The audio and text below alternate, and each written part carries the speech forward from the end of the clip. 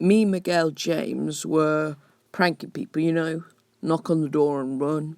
That was the usual thing we'd do on the streets at night, if it was summer or even the weekend.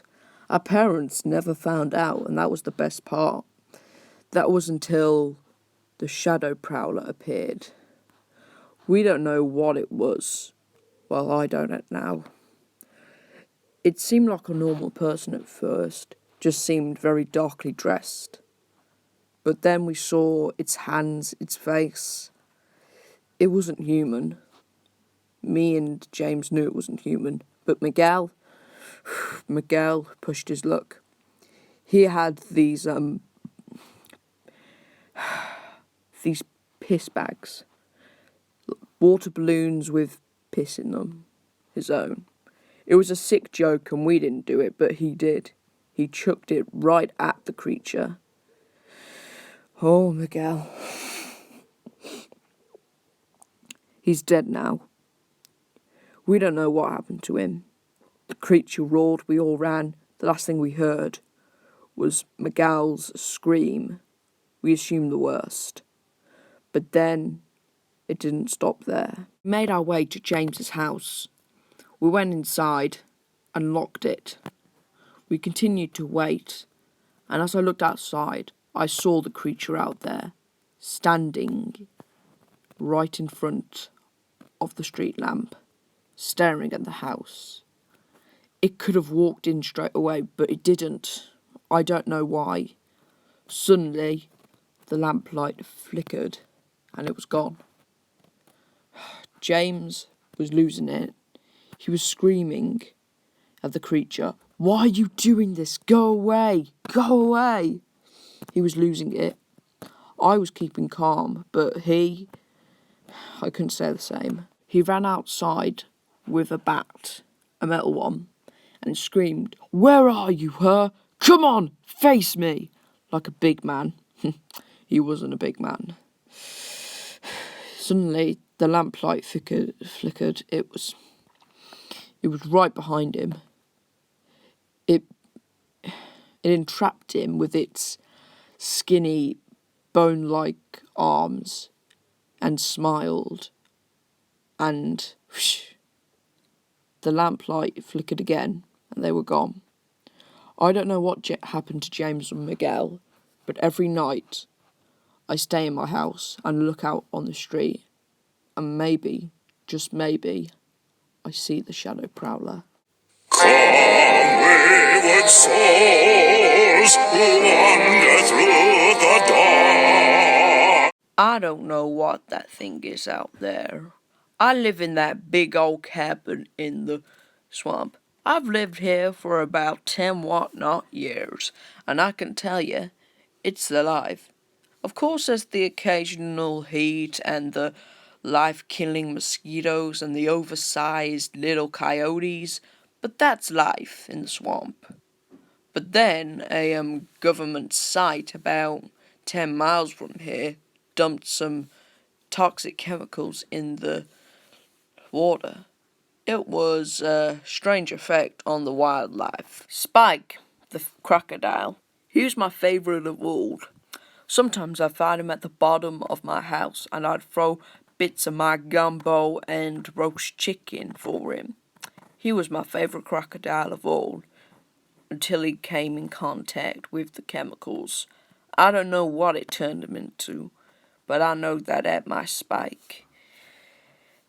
We found a couple of swamp tourists, hacked up, eaten up.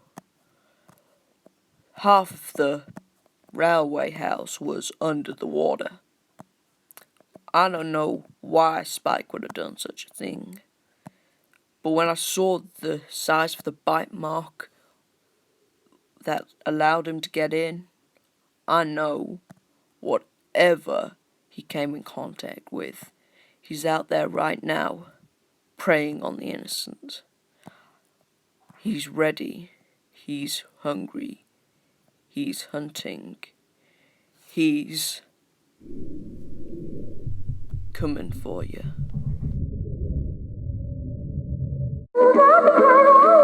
Because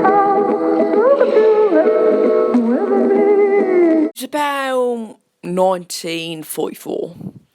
Me, Reg, and the boys had just taken control of Normandy. So while we were scoping the land, we found this house. So we went in there, and we found some German Nazis and that, and gunfire and that. So then, we found this trap door. It led to a bunker.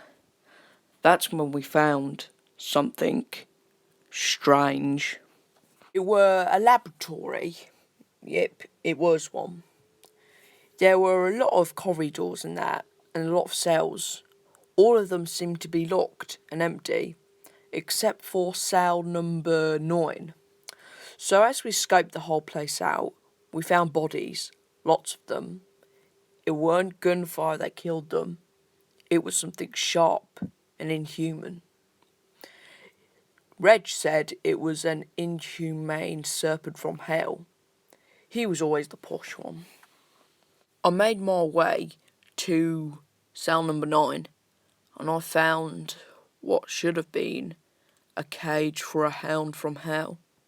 It was all ripped up with scratches everywhere, blood soaring through the air and the walls. It was a hell scene. I made my way to the recording room, and I found a survivor, a professor.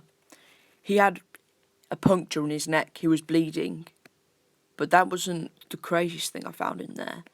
All the machines and tapes and recording devices and whatnot were slashed up by the professor. He had an axe with him.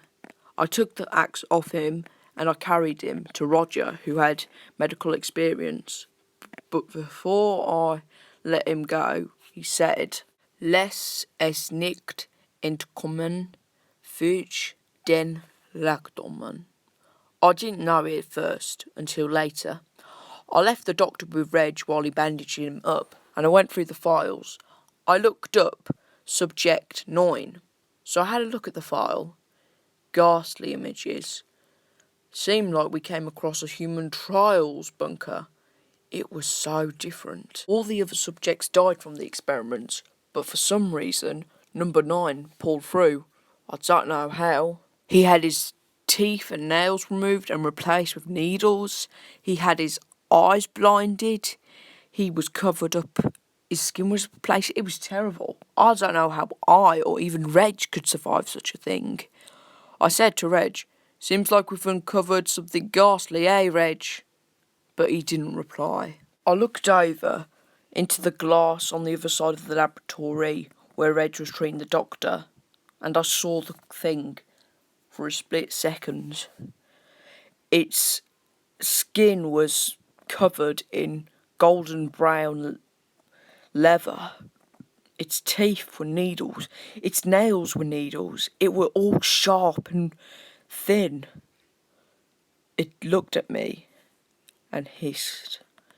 I saw its eyes, its cold, careless eyes, and it scurried off like a rat.